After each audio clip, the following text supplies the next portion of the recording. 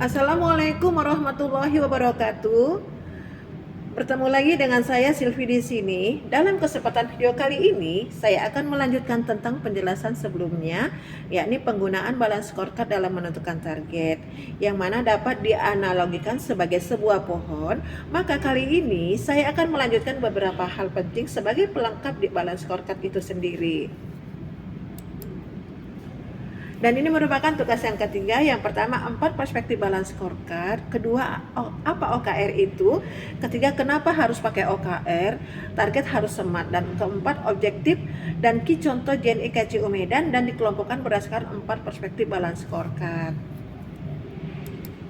Nah, untuk metode balance scorecard sendiri memiliki 4 perspektif sudut pandang, yaitu pertama, perspektif finance. Di sini berbicara tentang finance, tentu yang diharapkan adalah keuangan atau keuntungan itu sendiri.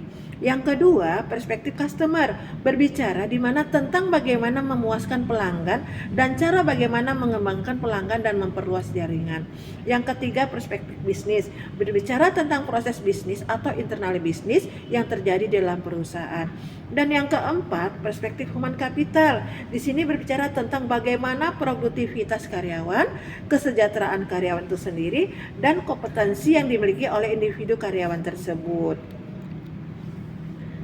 Tentu dengan keempat hal ini kita harus kuat dan berkesinambungan untuk menuju finansial yang baik tentunya. Berdasarkan harus kita kuatkan yakni human capitalnya, karyawannya, kemudian proses bisnis yang harus sangat baik agar dapat menimbulkan kesan baik kepada para customer.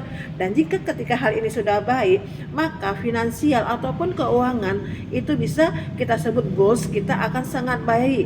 Inilah yang bisa kita analogikan saat tadi sebagai sebuah pohon. Nah, setelah prinsip dan perspektif sudah kita pahami dan sudah bisa kita implementasikan prinsip balance scorecard dan keempat perspektifnya tadi, maka kita akan berbicara tentang metode yang dapat digunakan untuk menyusun target tersebut adalah metode OKR. Apa sih metode OKR itu? Tentu kita lihat OKR ini terdiri dari 3 huruf yang berarti O adalah objektif, K adalah key, R adalah riset. Mari kita breakdown satu persatu. Yang pertama, objektif. Objektifnya ini adalah perspektif karena kita menggunakan prinsip balance scorecard. Tentunya kita akan menggunakan keempat prinsip itu sebagai objektifnya.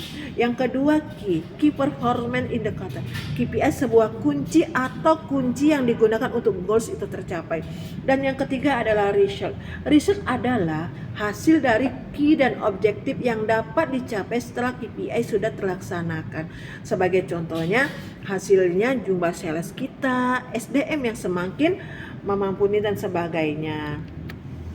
Lalu kenapa harus menggunakan metode OKR? Metode OKR ini digunakan karena memiliki tujuan yang jelas dan tentunya OKR juga harus smart. Apa itu smart?